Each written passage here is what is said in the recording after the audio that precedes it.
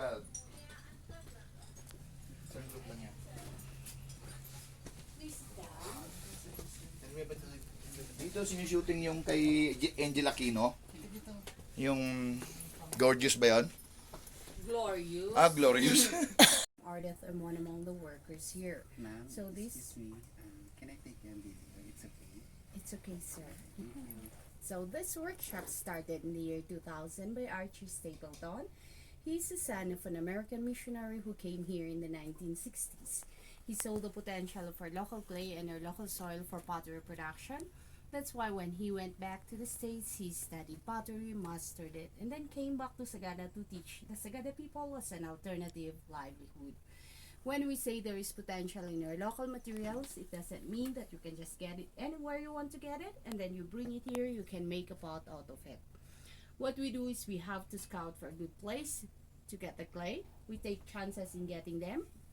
Whenever there's road widening, or someone is going to build a house, of course they're going to excavate for the posts. If we saw that the clay is good for what we're doing, then we're going to haul that to here, soak them in water for a few weeks, sieve them 2 times, and until we get a very fine mesh, which is like this. After sieving 2 times, it's very watery. We have to drip dry. For 3 to 4 months, we age it for at least 3 weeks before we can use it. There are 3 kinds of pottery. There's earthenware, stoneware, and porcelain. Earthenwares are low-fired. Yun po yung ginagawa nila sa vegan, yung mga paso, yung mga lutuan po. What we do here is stoneware. Stoneware and porcelain are both high-fired. We can reach the temperature 2,350 degrees Fahrenheit. Now, I'm going to show you the making of the pot with a demo fee of 600 for the whole group. Sir, ikaw po bang magbabayad? Hindi. Okay. Which is babayaran pala ninyo. And if anyone Magkano? wants to try, then you pay it individually at 100 pesos. 600 for the group, sir. Okay. So first of all, I'm going to center the clay. I'm centering the clay with pressure from my both hands, and I have to go with the speed of a wheel. Before we can make any kind of shape that we want, may it be a vase, a bowl, or a mug, we have to do the cylinder first, for that's the basic shape. So to do the cylinder, we put a hole in the middle, widen the hole by pulling the clay towards the side.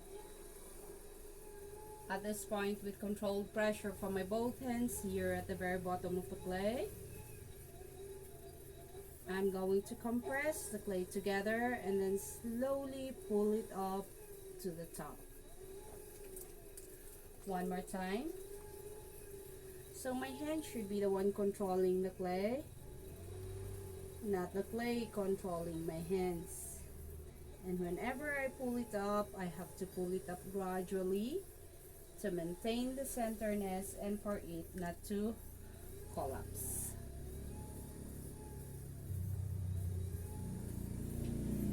So this is our cylinder. This can be a pot already, but we are going to reshape this for us to see how far the clay goes. So what I'm going to do is to push it outwards slowly. While pushing, I'm pulling my hands up. I'm supporting my left hand with my right hand outside. Here in the middle, I'm going to push it inwards, slowly pull it up, and then push it out at the very top to make a flower vase. And if we want this to be a water container, we can just put a spout like that. So what we do here, we air dry it for 5 days. After 5 days of air drying, when it's leather dry already, we come back, we trim the bottom, then we put a handle on it. And that's the time that we can even put any kind of decorations that we want to enhance the beauty. Then we air dry it again for a month. We cook it in the oven for 12 hours of firing. We have to wait for the oven to cool down in 2 days. We come back, bring out the pieces, then we apply the glazes. The glazes are the ones who put color and shininess upon it, but it's not like paint that you just apply to it. You can see the color immediately. We have to cook it again for another 15 to 18 hours before the beauty of each piece will come out. They are very good for food containers. They are microwavable, and of course the color doesn't fade. So anyone for a hands-on?